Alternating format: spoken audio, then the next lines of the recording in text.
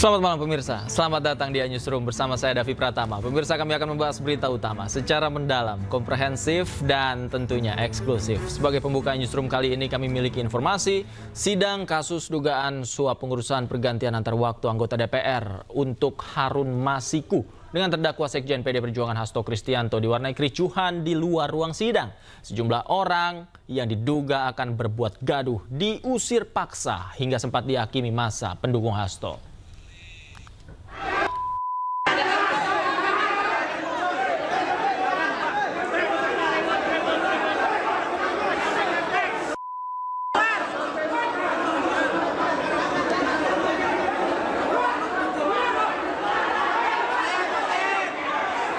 Dua pemuda tidak dikenal ini diusir paksa keluar oleh massa pendukung Hasto dari lobi utama Pengadilan Negeri Jakarta Pusat.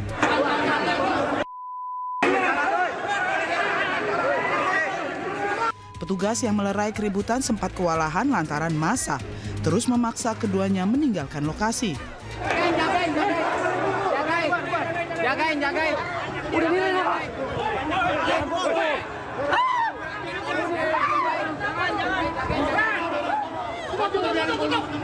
Tiga orang lainnya yang juga dicurigai membuat keributan mendapat perlakuan yang sama hingga kelima pemuda yang mengenakan baju SAFE KPK itu berhasil dievakuasi keluar.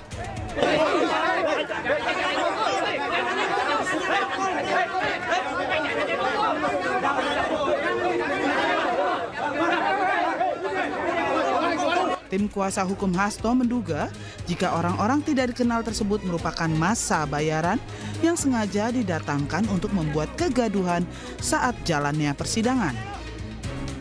Teman-teman wartawan juga hari ini, pagi ini sempat kesulitan kan untuk akses ke dalam ruang persidangan. Sebenarnya kami juga menyampaikan, kami mencegah untuk orang-orang yang akan melakukan provokasi.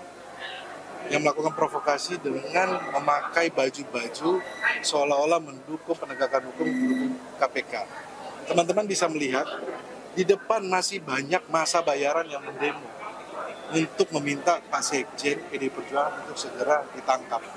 Ini artinya apa? Kasus ini adalah kasus politik dengan dalil penegakan hukum korupsi.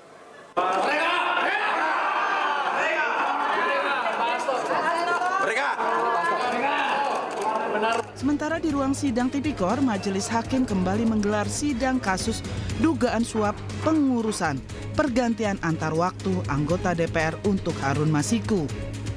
Hasto Kristianto juga hadir dalam sidang dengan agenda mendengarkan keterangan saksi. Dari Jakarta, Rani Sanjaya, iNews melaporkan.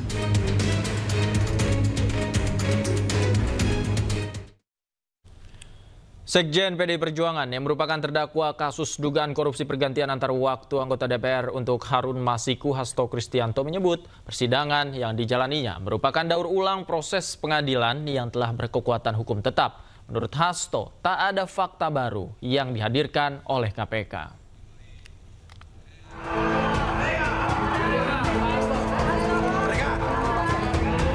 Sidang kasus dugaan suap kepengurusan pergantian antar waktu PAW anggota DPR untuk Harun Masiku dengan terdakwa Sekjen PDI Perjuangan Hasto Kristianto Kamis siang kembali digelar di Pengadilan Tindak Pidana Korupsi Jakarta Pusat.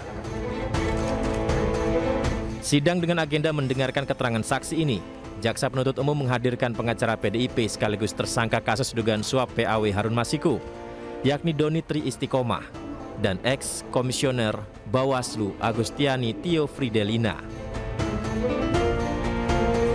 Hasto mengaku keterangan saksi yang disampaikan seperti daur ulang saja kasus yang sebenarnya telah berkekuatan hukum tetap. Bagaimana ini betul-betul suatu daur ulang terhadap suatu proses pengadilan yang telah memiliki kekuatan hukum tetap dan kemudian diproses kembali segala sesuatunya dari awal. Padahal di dalam putusan pengadilan tersebut terhadap terdakwa Wahyu Setiawan, Saiful Bakri dan juga Agustian Tio, itu semua sudah jelas fakta-fakta hukumnya. Dan Tapi demi menghormati seluruh proses, kita melihat bahwa banyak hal yang kemudian harus diputar kembali. Dan apa yang dijanjikan oleh KPK, adanya fakta-fakta baru, sampai hari ini tidak pernah terungkap, yang membuat proses ini harus diulangi kembali. Sementara seorang saksi lain, Saiful Bahri, yang merupakan mantan terpidana kasus suap Harun Masiku, tidak hadir di agenda sidang kali ini. Dari Jakarta, Rani Sanjaya, iNews melaporkan.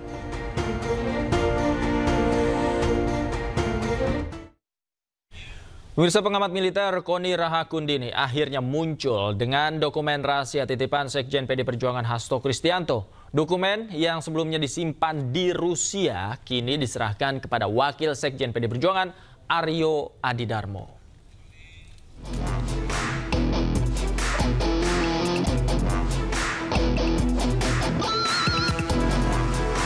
Pengamat militer Koni Rahakundini Bakri menyerahkan dokumen dan video rahasia yang dititipkan Sekjen PDI Perjuangan Hasto Kristianto.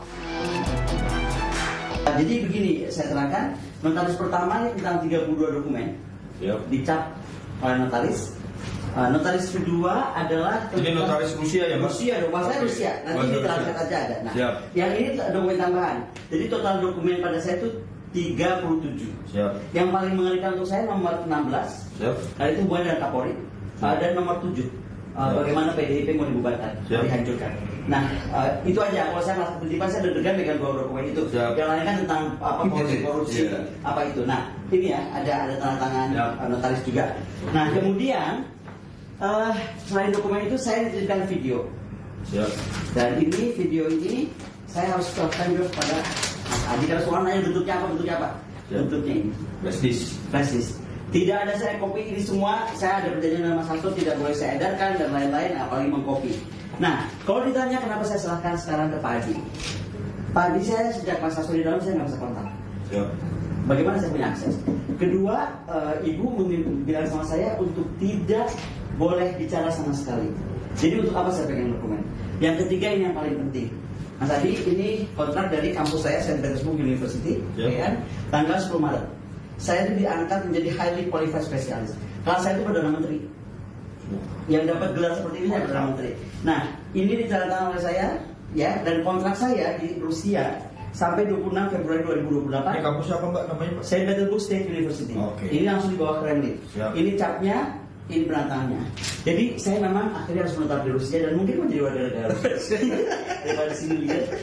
Begitu Mas Adi. Jadi tolong sampaikan kepada Sekjen, saya terima kasih dipercaya, tetapi saya sudah harus menyerahkan kepada, kan kita waktu diserahkan saya ada di sini. Jadi di luar ini. Sehat, sukses. Terima kasih. Udah semua kan? Aman udah. Oke. Usai menyerahkan dokumen-dokumen tersebut, Koni Bakri meminta KPK untuk segera menandatangani surat pemanggilan dan penersangkaan seseorang. Tim Liputan iNews melaporkan. Sebelumnya, Kejaksaan Agung menyita barang bukti berupa 2 kapal pesiar dari pengacara Arianto, salah satu tersangka kasus suap vonis putusan lepas korupsi minyak mentah yang melibatkan 3 hakim di Pengadilan Tipikor.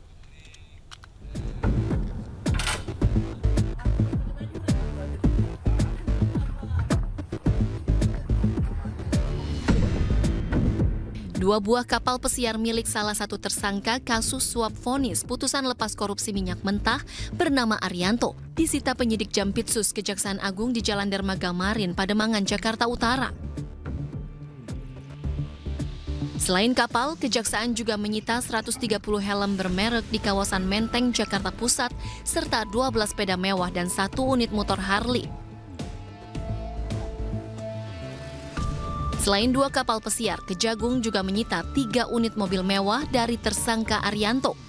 3 mobil sitaan ini di kantor Kejaksaan Agung Jakarta, sementara 2 kapal pesiar disimpan di lokasi terpisah. Sebelumnya, Kejagung juga sudah menyita barang bukti lain berupa mobil mewah, motor, dan sepeda dengan harga fantastis.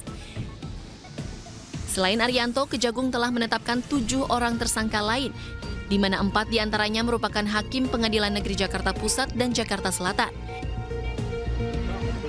Sementara itu, Direktur Pemberitaan JAK TV Tian Bahtiar yang juga menjadi tersangka mengatakan menerima uang secara pribadi untuk membuat berita negatif termasuk merintangi Kejagung dalam penyidikan kasus timah dan impor gula. Terkait dugaan kasus tersebut, Tian pun terancam 12 tahun penjara. Tim Liputan iNews melaporkan.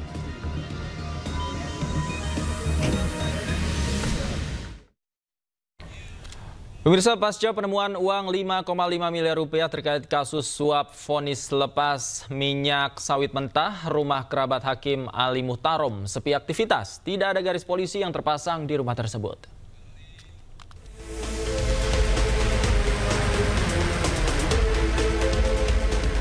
Suasana rumah kerabat dari Hakim Ali Muhtarom tersangka kasus suap vonis lepas minyak goreng mentah Kejaksaan Agung. Rumah tampak sepi, tak ada garis polisi ataupun penyegelan yang dilakukan oleh petugas. Saya situ Pak, waktu pulang geledah malah nggak tahu. Tahunnya sudah dihitung, mau dibuka dihitung loh, baru tahu di barangnya kira terus seluruh situ lah baru dibuka. Itu kan menyaksikan saya di belakang. Oh, menyaksikan. Sebelumnya, Kejaksaan Agung menggeledah rumah kerabat Hakim Ali Muhtarom tersangka kasus dugaan suap vonis lepas korupsi minyak goreng. Dalam penggeledahan itu, tim khusus pemberantasan korupsi Kejagung menemukan koper hitam berisi uang senilai 5,5 miliar rupiah.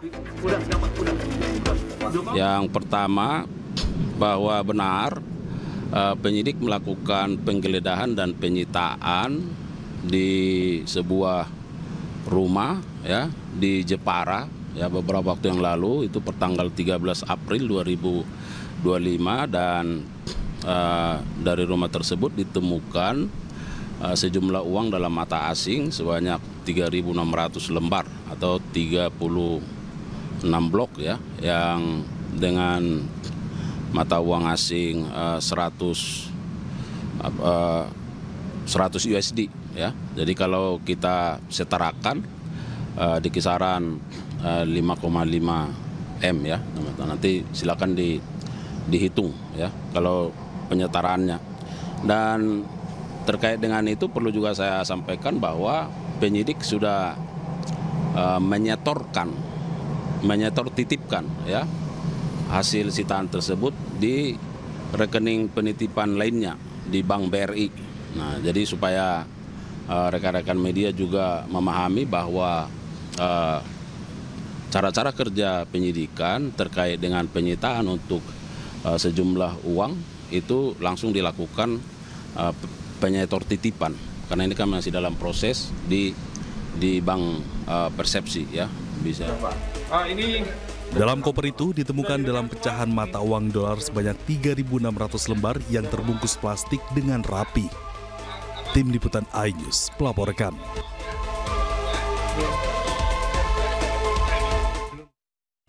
Kita ke informasi lain. Pemirsa, dampak dari kasus dugaan pelanggaran etik ex-direktur pemberitaan JAK TV Tian Bahar, Kejaksaan Agung mendatangi gedung Dewan Pers pada Kamis siang.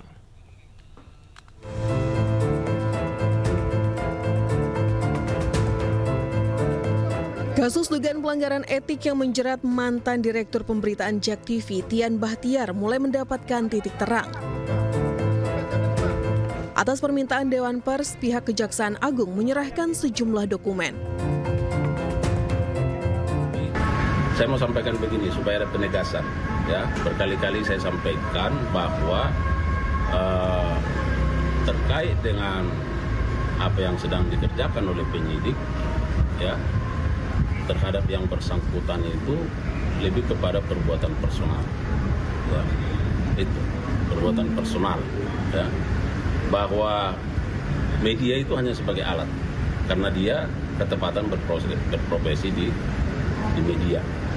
Tapi kalau totalnya bisa disebut ya Pak, kayak total dokumen atau total. Ada beberapa bundel, ya. Bisa disebutin? Mungkin ada 10 bundel. Beri kami waktu untuk melihat terlebih dahulu, karena kami yakin pihak Kejaksaan Agung kalau memang ini terkait karya jurnalistik dan hak dan kewajiban bagi para pihak yang nanti kami lihat memerlukan tindak lanjutnya, pihak Kejaksaan Agung pasti tidak keberatan. Misalnya kalau ada pemberitaan yang merugikan ya, misalnya bagi para pihak, kami akan memberikan ruang hak jawab. Dan saya kira pihak kejaksaan atau orang-orang yang disebutkan di situ tidak akan keberatan untuk memenuhi itu. Sebelumnya dalam perkara ini diduga Tian menerima uang sebesar hampir 500 juta rupiah dari dua advokat, yaitu Marcella Santoro dan Junaidi Saibi. Penerimaan uang ini diduga untuk membuat berita-berita yang memojokkan penanganan perkara oleh Kejagung. Sementara itu, karena background Tian sebagai jurnalis, diduga Tian telah melanggar kode etik sebagai wartawan dalam menjalankan profesionalisme kerjanya. Tim Liputan iNews melaporkan. Mantan Menteri Pemuda dan Olahraga Roy Suryo bersama dua orang lainnya dilaporkan ke Barreskrim Polri atas dugaan ujaran kebencian dan penghasutan terkait tudingan ijazah palsu Joko Widodo. Kami segera kembali.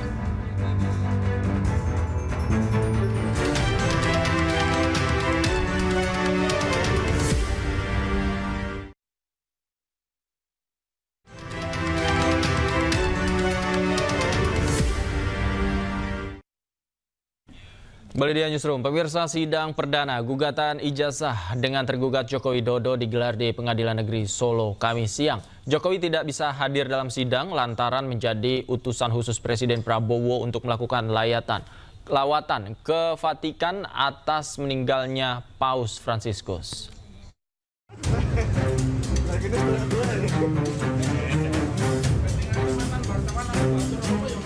Pengacara asal Solo, Muhammad Taufik sebagai pihak penggugat mendatangi Pengadilan Negeri Solo bersama sejumlah kuasa hukumnya menghadiri sidang perdana dalam perkara ijazah Presiden ke-7 Joko Widodo. Taufik tidak berkomentar saat ditanyai sejumlah persiapan sidang oleh awak media.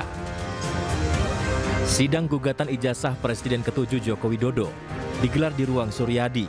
Sidang sempat diskorsing selama 20 menit karena kuasa hukum tergugat 3, yakni SMA Negeri 6 Solo, belum didaftarkan. Sementara itu sebagai pihak tergugat 1, Joko Widodo sendiri tidak bisa hadir dan diwakili kuasa hukumnya. Menurut kuasa hukumnya, Jokowi tidak bisa hadir karena menjadi utusan khusus Presiden Prabowo untuk melakukan lawatan ke Vatikan atas meninggalnya Paus Fransiskus. Kuasa hukum Jokowi juga menyebut agenda sidang perdana kali ini adalah mediasi. Dalam mediasi tentu saja saya ingin mengetahui terlebih dahulu resume yang dibuat oleh pihak penggugat seperti apa tuntutannya kepada pihak tergugat. Nah, setelah mengetahui apa yang dibuat oleh penggugat melalui kuasa hukumnya berupa resume, saya baru bisa konsultasi kepada Pak Jokowi apakah perlu dipenuhi atau tidak. Jadi saya tidak bisa untuk memutuskan seketika tanpa terlebih dahulu untuk melakukan konsultasi dan koordinasi dengan Pak Jokowi. Setidaknya ada 4 pihak yang menjadi tergugat dalam kasus ijazah Jokowi ini. Selain Jokowi sebagai tergugat 1, kemudian ada KPU Kota Solo sebagai tergugat 2, SMA Negeri 6 Solo sebagai tergugat 3, dan Universitas Gadjah Mada sebagai tergugat 4. Sidang dipimpin Ketua Majelis Hakim Putu Gede Haryadi dengan anggota Sutikna dan Wahyuni Prasetyaningsih. Dari Solo, Jawa Tengah, Septiantoro, iNews melaporkan. Mantan Menteri Pemuda dan Olahraga Roy Suryo dilaporkan ke Barreskrim Polri atas dugaan ujaran kebencian dan penghasutan soal tudingan ijazah palsu Presiden ke-7 Republik Indonesia Joko Widodo. Selain Roy Suryo, Dr. Tifa dan Rismon Sianipar juga ikut dilaporkan.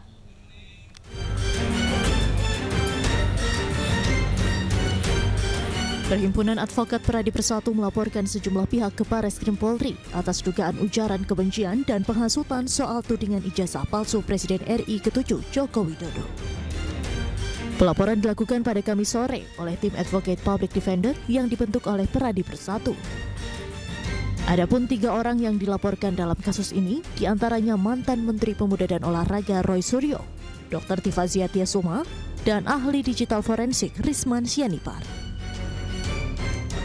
Kita coba melaporkan mengenai dugaan penghinaan, hasutan dan juga membuat gaduh Jadi ada beberapa pasal yang kita akan coba nanti tergantung di dalam ya kemukakan, tergantung para nanti penyidiknya, yang mana yang pasal yang lebih tepat. Tapi kami sebagai warga negara yang baik, kami ingin menyampaikan perasaan kami bahwa kondisi ini tidak bisa dibiarkan. Kalau kita biarkan terus ini, masyarakat kita akan dirugikan. Akan terjadi hal-hal yang tidak kita inginkan. Oleh karena kita membatasi, kita datang pada hari ini untuk melaporkan oknum-oknum tertentu. Pihak pelapor pun mengklaim sudah membawa sejumlah bukti untuk ditunjukkan ke penyelidik. Namun mereka masih enggan mengungkap apa saja bukti yang dibawa. Dua-duanya RS. RS 2, ya, 2 T. Kemudian sama dokter T. Dokter T. Ya. Ya. Ada 3 orang. 3. Bukti yang dibawa apa, Bang? Barang bukti jangan dulu kita buka ya, nanti merusak pemeriksaan. Ya kan, ini kan harus dikonsulkan dulu. Alat bukti ini apakah memadai atau belum kan nanti biarkan penyidik yang menentukan. Tapi yang jelas inilah dia. Ya, inilah dia. Sebagian ya, ini masih potongan yang kita kumpulkan. Yang barangkali nanti kita sajikan dulu ke penyelidik ya. Sebelum masuk penyidikan kan penyelidik dulu. Kita akan konsulkan kepada penyelidik agar penyelidik menentukan sikap terhadap barang bukti yang kami bawa ini. Sebelumnya Roy Suryo CS menjadi sorotan atas tudingan ijazah palsu Presiden RI ke-7 Joko Widodo. Mereka akan dilaporkan atas dasar pasal penghinaan, penghasutan, dan atau membuat kegaduhan. Dari Jakarta, Tim Liputan iNews melaporkan. Dan untuk mengetahui lebih jauh alasan dilaporkannya ketiga orang tersebut dan tanggapan terlapor hingga mengakibatkan kegaduhan dalam polemik ijazah Joko Widodo, kami sudah terhubung dengan Rismon Sianipar, ahli digital forensik sekaligus sebagai terlapor, dan kami juga masih berusaha untuk menghubungi Zefrin Boy Kanu, Ketua Umum Peradi Bersatu, yang dalam hal ini bertindak sebagai pelapor. Kami sapa terlebih dahulu Bang Rismon, selamat malam, apa kabar? Selamat malam, Bang. Bang Rismon, oke. Pertama saya ingin mulai dengan pertanyaan tanggapan Anda ketika dilaporkan sore hari ini seperti apa? Itu sudah bagian dari perjuangan, ya Bang ya. Bagian dari perjuangan dan resiko yang sudah dikalkulasi. Kalau kita mengungkapkan kebenaran ilmiah, pasti banyak pihak-pihak yang tidak terima, ya Bang ya. Jadi itu kita sedang konsultasi ke tim pengacara, ya. Apakah kita nanti akan lapor balik atau tidak itu? Ya, karena bagi kami kebenaran ilmiah itu mendewasakan dan mencerdaskan bangsa justru tanpa narasi-narasi yang dikarang-karang. Dan temuan kami atau kajian ilmiah kami itu bisa diverifikasi oleh ahli lain, baik di dalam maupun di luar negeri. Jadi laporan tersebut juga harusnya dengan dasar ilmiah, dengan mengutip ahli-ahli mereka. Gitu Bang. Oke, artinya Anda yakin ya bahwa Anda tidak seperti yang dituduhkan, yaitu membuat penghinaan, hasutan, dan juga membuat kegaduhan. Ya, interpretasi orang kan bisa bermacam-macam. Tetapi kedewasaan kita menerima kajian ilmiah itu ya harusnya membawa kita ke peradaban yang lebih baik gitu loh. Jadi temuan atau kajian itu harusnya dilawan atau diverifikasi atau di-counter oleh kajian ilmiah juga gitu. Seperti yang saya temuan saya seperti berikut juga dengan Dr. Roy Suryo, bahwa pada tahun 1985 itu tidak ada teknologi apapun ya, baik word processor maupun hardware ya, software maupun hardware yang bisa memproduksi lembar pengesahan skripsi seperti yang ada pada skripsi Joko Widodo maupun temannya yang bernama Saminuddin Barorito yang yang ditunjukkan pada kami pada pertemuan di UGM pada tanggal 15 April 2025 yang lalu. Dan satu temuan lain ya, bahwa pada skripsi atas nama Saminuddin Barorito yang ditunjukkan kepada kami oleh kedua wakil rektor UGM, itu tulisannya telah dipertahankan di depan penguji tesis dengan hanya satu tanda tangan pembimbing. Itulah yang semakin meyakinkan kami bahwa ini adalah penipuan ini itu sudah sangat terstruktur dan masif. Gitu, Oke, kita juga sudah terhubung dengan Bang Boy. Bang Boy, Selamat malam, bisa dengar suara saya? Ya, bisa. Selamat malam, Bang. Oke, Bang Boy, tadi saya diskusi dengan Bang Rismon. Beliau tetap yakin dengan temuannya tersebut dan bisa dipertanggungjawabkan secara ilmiah. Tadi Bang Rismon katakan, sebenarnya Anda, Bang Boy, juga yakin dengan tuduhan Anda ke Bareskrim? Ya, sah-sah saja kalau Bang Rismon mengatakan seperti itu. Tapi kan kita juga punya dalil bahwa apa yang dituduhkan itu kan tidak berdasar dalam pengertian. Itu kan secara hukum harus dibuktikan dulu di pengadilan. Apakah barang ini palsu atau tidak. Jadi tidak bisa semena-mena mengatakan bahwa itu palsu sebelum putusan pengadilan. Nah, itu sebabnya kita melaporkan ketiga oknum ini, ya, karena kita melihat bahwa perbuatan mereka itu kan sudah menyatakan permusuhan, kemudian kebencian, kemudian penghinaan kepada masyarakat luas. Padahal apa yang dituduhkan itu kan belum tentu benar seperti yang mereka inginkan. Nah, ini yang kita sayangkan, Bang.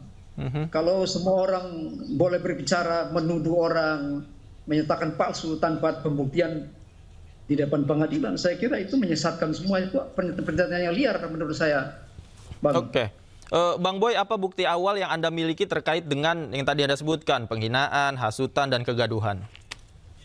Ya, kita sama-sama bukti bahwa kita ada masukin sekitar ada 15 sampai 20 bukti video, kemudian dokumen-dokumen, pernyataan-pernyataan yang disampaikan oleh oknum-oknum yang tidak bertanggung jawab ini, yang tidak bisa dibuktikan secara hukum atau belum bisa dibuktikan secara hukum, tetapi sudah berani menyatakan di depan umum. Itu kan merangsang orang untuk bermusuhan, menimbulkan kebencian, penghinaan, bahkan menghasut orang-orang untuk menyerbu orang kepada rumah orang yang tidak bersalah atau belum dibuktikan secara hukum bahwa dia bersalah. Ya, saya kira ini perbuatan-perbuatan yang seharusnya tidak boleh terjadi di bangsa kita. Oknum-oknum tertentu seperti ini harus ditutup mulutnya sehingga mereka tidak boleh bicara hal-hal yang di luar hukum, dalam pengertian harus dibuktikan secara hukum dulu dong, Bang. Oke, Bang Boy dan Bang Rismon juga bisa saling mendengar ya. Bang Rismon, tanggapan Anda? Ya, seharusnya kan tadi itu ya, bahwa palsu atau tidaknya ijazah maupun skripsi itu harus diuji dulu, gitu loh. Makanya Bareskrim harusnya lebih dahulu memproses laporan dari tim TPUA yang sudah dimasukkan sejak Desember 2024. Baru di situ kita buktikan, ya, kita lakukan peperangan ilmiah, kita uji forensik, kita uji usia kertas, kita uji usia tinta, kita uji teknologi font, dan kita uji administrasi akademik, ya, baru laporan-laporan ini menyusul di proses. Jadi utamakan dulu uji kebenaran material tersebut. Kalau dari perspektif saya sebagai seorang peneliti, ya memang tidak mungkin teknologi font yang sangat cantik yang ada di lembar pengesahan Pak Joko Widodo itu bisa diproduksi tahun 1985. Dan kalau memang tuduhan saya ini tidak berdasar, silahkan cari lembar pengesahan yang seperti itu tahun 1985. Karena apa? Karena teknologi saat itu hanya memungkinkan, ya, font yang sangat kasar, dan Times New Roman itu hanya ada versi digitalnya di versi Windows 3.1 tahun 1992. Dan itu kita lihat, ya, di lembar pengesahan skripsi Joko Widodo itu sudah sangat cantik rata tengah. Itu sudah menggunakan word processor sangat canggih. Lebar antar kata itu sudah sangat bervariasi untuk menyesuaikan rata tengah yang sempurna, begitu loh. Kalau ingin melaporkan, ya tunggu saja nanti. Artinya apa? Laporan dari tim TPUA itu harus diproses dulu, gitu loh. Biar kita uji secara ilmiah. Gitu. Di mana saya menghasut? Ini kan keilmian saya pegang. Ya silahkan bantah dengan ahli dari yang menuntut ini, begitu loh. Ini kan persidangan juga masih berjalan ya, sedang berlangsung di Solo meskipun tadi juga ditunda. Nah, ini kan dua hal yang berbeda. Bang Boy, tanggapan Anda? Iya, saya kira saya sependapat dengan Bang Ridwan bahwa itu semua itu harus diuji. Tapi dalam pengujian ini jangan terburu-buru kita menyatakan bahwa barang itu palsu, kita menghasut masyarakat, menyuruh mereka menyerbu orang yang tidak bersalah, dan mengatakan bahwa ini barang palsu. Saya kira itu tindakan yang tidak benar, tidak tepat sebagai seorang ilmuwan. Harusnya bersabar, menantikan, kita sama-sama menantikan proses hukum yang berjalan. Jangan sampai kita cepat buru-buru dan akhirnya memfitnah orang, memfitnah bahwa orang ini menggunakan barang-barang yang palsu atau memalsukan atau ijazah yang palsu dan sebagainya. Saya kira ini tindakan yang tidak benar. Jadi Bang Rizwan, saya kira hentikan dulu kegiatan Anda kalau Anda belum bisa buktikan secara hukum. Ini yang kita sayangkan, Bang. Kenapa mesti menghasut orang, kemudian menyatakan hal-hal yang tidak benar, tidak tepat dalam pengertian belum bisa dibuktikan secara hukum. Kenapa ini harus disebarluaskan? Ini perbuatan yang menurut saya perbuatan yang tidak etis sebagai seorang ilmuwan. Seharusnya bisa menjaga diri dong. Oke. Buktinya di penetapan keputusan pengadilan bahwa barang itu palsu. Itu kan belum ada kan sampai saat ini. Jadi harus bersabar, Bang Rizwan, sabar sampai barang ini dibuktikan secara hukum. Nah, kita sama-sama ikuti, sama-sama kawal barang ini, Bang. Oke. Gitu, Bang, saya kira. Bang Boy, saya ingin tanya dulu, Bang Boy ini koordinasi juga dengan secara paralel dengan tim kuasa hukumnya Pak Jokowi di Solo, atau memang ini adalah inisiatif dari Peradi Bersatu untuk melaporkan ini? Ini inisiatif dari Peradi Bersatu, Bang. Kenapa? Karena kita melihat bahwa semua perbuatan aksi-aksi yang dilakukan oleh orang-orang yang tidak bertanggung jawab ini sudah di luar koridor hukum. Itu sudah kebablasan, ya. Sehingga kita tidak bisa melihat, tidak bisa berdiam diri untuk melihat kondisi seperti ini. Apalagi kita sebagai penegak hukum, kita harus menegakkan hukum dengan keadilan yang benar. Artinya kita di proses hukum semuanya, kita harus bersabar sampai proses itu berjalan. Jangan sampai kita seenak-enaknya aja. Emangnya hukum kita punya kita sendiri, emangnya kita jadi hakim. Oke. Jadi kita mesti semuanya, Bang, harus bersabar, jangan terburu-buru dong. Baik. Itu sama dengan memfitnah orang itu namanya. Itu sudah tidak benar tuh, Bang. Baik. Tidak tepat. Bang Rizwan, jangan terburu-buru tadi kata Bang Boy. Tanggapan saya? Iya, karena catatan evolusi teknologi ya, hardware dan software itu ya, itu sangat confirm itu, gitu loh. Kita bukan terburu-buru, memang ada catatan teknologi. Catatan teknologi yang timelinenya tercatat di dunia, di sejarah, didokumentasikan dengan baik. Jadi itu bukan buru-buru. Bisa diperiksa, orang juga semua tahu gitu loh. Bahwa itu Times New Roman. Bahwa Times New Roman itu hanya ada sejak Windows 3.1. Dikembangkan dan license-nya dibeli oleh Windows dan Adobe. Di Windows 3.1 dengan teknologi algoritma kurva Bezier, polinomial 2 dan 3. Di mana terburu-burunya? Itu sudah confirm itu, gitu loh. Kecuali memang ya UGM bisa melakukan lewat ahlinya memproduksi lembar pengesahan skripsi seperti itu, ya, dengan teknologi secantik itu, teknologi printing secantik itu dengan tahun 1985. Kalau menggunakan software maupun hardware itu catatan teknologinya jelas. Di mana buru-burunya? Gitu. Oke. Tidak buru-buru karena itu terdokumentasi dengan baik itu catatan teknologi itu.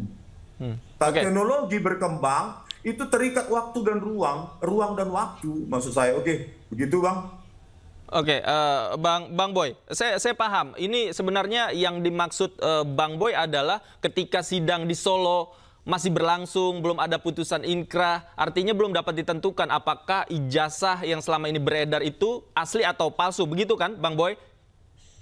Ya, itu yang itu benar itu. Jadi menurut saya apa yang dilakukan oleh Bang Rizwan dan teman-teman itu sudah kebablasan, walaupun dengan alasan ilmiah, dengan alasan teknologi. Kita hormati semua, sama-sama kita ikut teknologi. Tetapi teknologi ini tidak boleh juga melanggar hukum. Kan Anda sudah memfitnah itu. Kan Anda sudah menyatakan bahwa barang ini palsu menurut temuan Anda, menurut ilmuwan yang Anda pelajari. Itu menurut Anda itu barang ini itu harusnya konsumsi Anda sendiri, tidak boleh dikonsumsi secara umum. Karena belum bisa dibuktikan secara hukum bahwa itu bersalah atau itu adalah Bang Boy, oke. Tapi kan yang disampaikan Bang Rizwan ini adalah analisis, kemudian pendapat ilmiah yang mungkin silakan diuji oleh publik begitu. Apakah ini juga masuk dalam yang Anda anggap sebagai hasutan dan kegaduhan? Oh jelas itu kan betul, itu temuan ilmiah Anda. biarlah Anda konsumsi sendirilah sebelum putusan pengadilan yang ada, yang penetapan pengadilan atau putusan pengadilan yang inkrah mengatakan bahwa barang ini palsu. Jadi yang Anda lakukan ini itu sebetulnya seharusnya tidak bisa dipublikasikan karena apa? Itu melanggar hukum. Oke. Anda tidak paham hukum dalam hal ini. Artinya Anda menganalisis sesuatu menurut pendapat Anda, menurut teman Anda, lalu Anda menilai, Anda mencap sendiri, memfitnah orang, kemudian Anda mengatakan bahwa ini putusan pengadilan yang Anda jadi hakim sendiri, menyatakan bahwa ini palsu. Itu nggak benar itu. Oke, baik. Itu tidak benar tuh. Baik. Secara ilmuwan tidak boleh begitu. Baik, baik. Bang Rismon, terakhir ketika misalnya Bareskrim ini menindaklanjuti laporannya Bang Boy, Anda siap?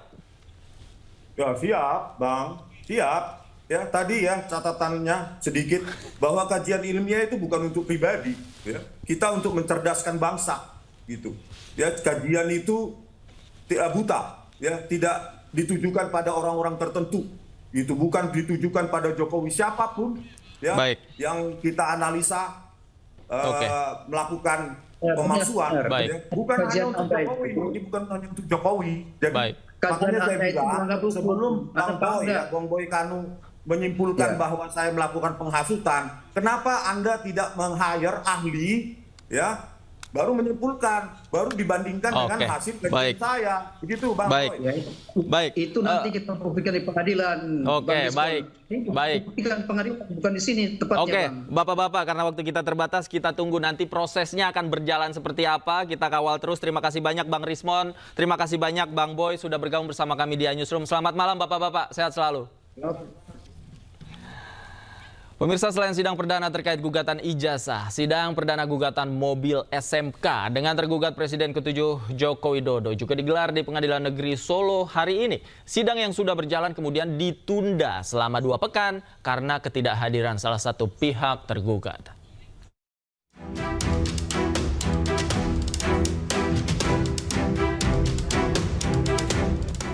Sidang gugatan Wan Prestasi atas mobil nasional SMK digelar di Pengadilan Negeri Surakarta Kamis siang. Sidang yang sudah berjalan kemudian ditunda karena ketidakhadiran salah satu pihak tergugat, yakni Ma'ruf Amin selaku pihak tergugat 2. Nah, karena hari ini pihak tergugat semua itu belum lengkap.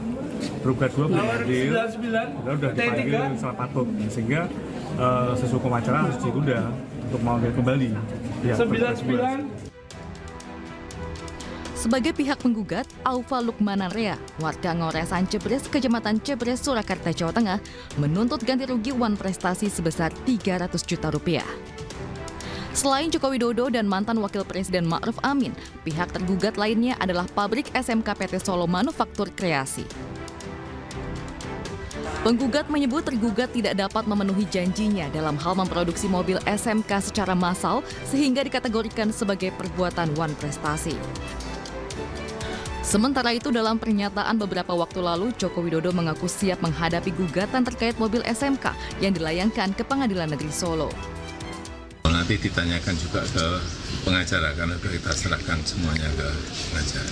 Artinya ini kan juga kasus lama ya Pak ya? Bukan kasus lama, bukan kasus sebetulnya. Ya tapi tetap harus dilayani. Ini negara hukum. Semuanya sama di mata hukum. Ada gugatan ya dilayani. Tanggapannya Pak, karena ini gugatannya dari warga sendiri Pak? Ya, seluruh warga negara Indonesia. Pak, jadwalnya kan sudah keluar. Kira-kira nanti datang atau diwakilkan Pak? Nanti, saya belum konsultasi dengan pengacara. Sebelumnya, Presiden Republik Indonesia ke-7 Joko Widodo digugat warga Solo terkait produksi mobil SMK yang hingga kini tidak terwujud. Dari Solo, Jawa Tengah, Septiantoro, iNews melaporkan. Pemirsa, jangan kemana-mana, iNewsroom masih akan kembali dengan beragam informasi menarik lainnya. Tetaplah bersama kami.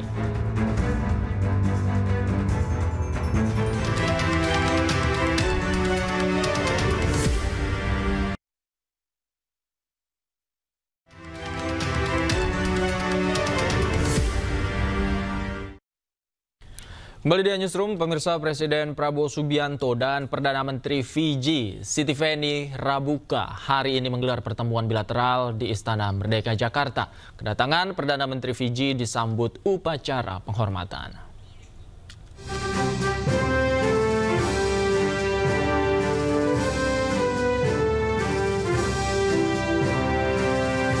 Presiden Prabowo Subianto menerima kedatangan Perdana Menteri Republik Fiji Sitiveni Rabuka di Istana Merdeka Jakarta Kamis pagi. Kehadiran PM Rabuka disambut pasukan jajar kehormatan hingga sejumlah siswa sekolah dasar yang mengibarkan bendera Indonesia dan bendera Fiji. Upacara kehormatan pun digelar di halaman Istana Merdeka dengan diiringi lagu kebangsaan kedua negara. Usai upacara kenegaraan selesai, Presiden Prabowo dan PM Rabuka saling memperkenalkan delegasinya masing-masing.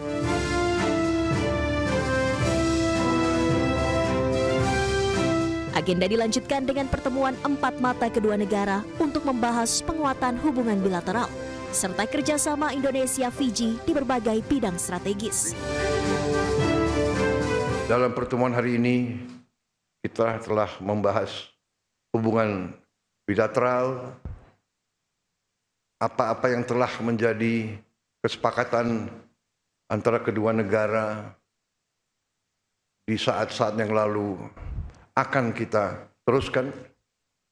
Di bawah pemerintah yang saya pimpin, kita akan menepati semua komitmen dan perjanjian kita dalam waktu yang cepat. The President, sir, we thank you most sincerely for the recently concluded signing of the agreement for that agricultural training center in Fiji, which will develop into a regional one.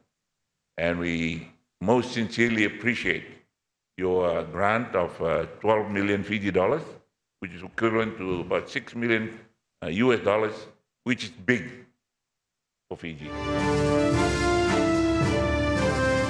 Presiden Prabowo Subianto berkomitmen akan memperkuat kerjasama dan persahabatan Indonesia-Fiji yang telah terjalin selama puluhan tahun di bawah kepemimpinannya. Dari Jakarta, tim liputan iNews melaporkan. Wakil Menteri Ketenagakerjaan Immanuel Ebenezer kembali melakukan sidak terhadap perusahaan yang menahan ijazah karyawan. Pemimpin perusahaan tak kunjung menemuinya. Immanuel tampak kesal. Siapa yang maksa kamu? Siapa yang maksa? Itu kurang ajar begitu ya, ngomong paksa. Sabar ya. Bilang paksa, siapa yang maksa kamu? Aduh, saya tadi kita bilang telepon. Kayak apaan aja kita? Kasih aja nomornya di sini, kita nggak maksa. Sekarang kita mau konfirmasi. Iya. Maksa kamu ngomongnya. Sama kayak Surabaya nih, konyolnya nih. Wakil Menteri Ketenagakerjaan Republik Indonesia Immanuel Ebenezer nampak kesal saat melakukan inspeksi mendadak di perusahaan Sanel Tour and Travel di Jalan Tuku Umar, Pekanbaru. Tidak ada pihak penanggung jawab perusahaan yang hadir menemuinya. Bahkan saat ia meminta untuk bertemu pimpinan perusahaan, karyawan pun tak menggubrisnya. Sidak yang digelar kemarin Rabu dilakukan menyusul adanya dugaan penahanan ijazah milik 12 mantan karyawannya. Tidak ini, tidak itu, tidak ini, tidak itu. Padahal kita institusi negara, nggak dihargai sama mereka.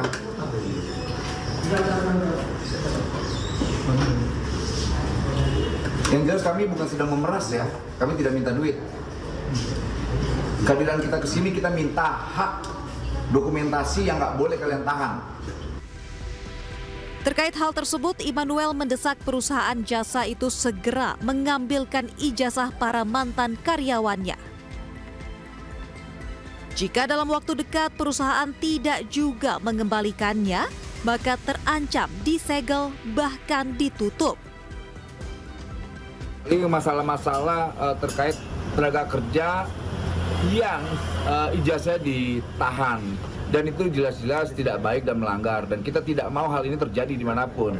Karena industrial itu terkait dokumentasi, ini kan dokumentasi pribadi orang yang nggak boleh ditahan oleh siapapun.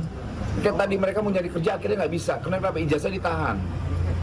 Ini kan keterlaluan menurut saya.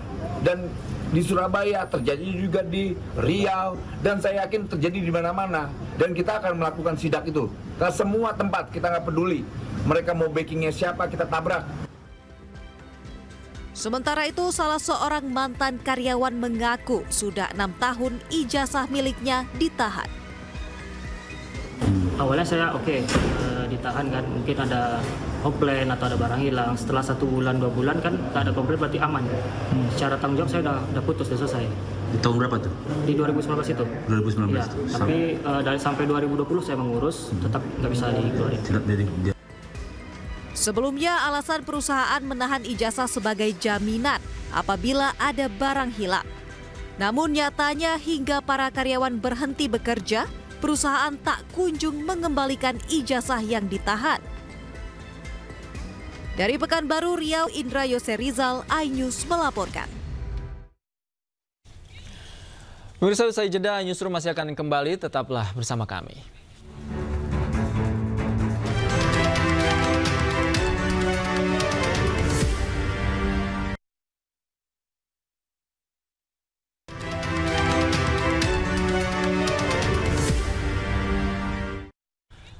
Pemirsa, antusiasme tinggi ditunjukkan warga Jakarta dalam mendaftar sebagai petugas penanganan prasarana dan sarana umum atau PPSU. Warga memadati balai kota untuk mengikuti proses pendaftaran tersebut. Dan informasi yang akan hadir ini sekaligus mengakhiri kebersamaan kita dalam iNewsroom malam hari ini. Temukan informasi-informasi terbaru lainnya di www.inews.id. Dan cuplikan tayangan berita iNews dapat Anda saksikan di kanal YouTube @official iNews. Akhir kata mewakili kerabat kerja yang bertugas, saya Davi Pratama pamit undur diri. Terima kasih, selamat malam, sampai jumpa.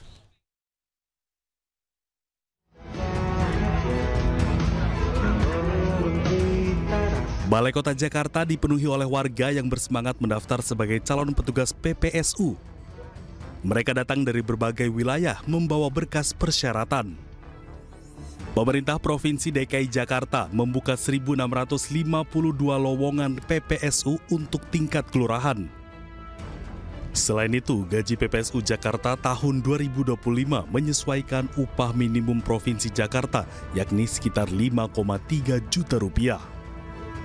Gubernur DKI Jakarta Pramono Anung menegaskan bahwa proses rekrutmen ini dilakukan secara transparan dan terbuka guna menghindari praktik pungutan liar dan nepotisme.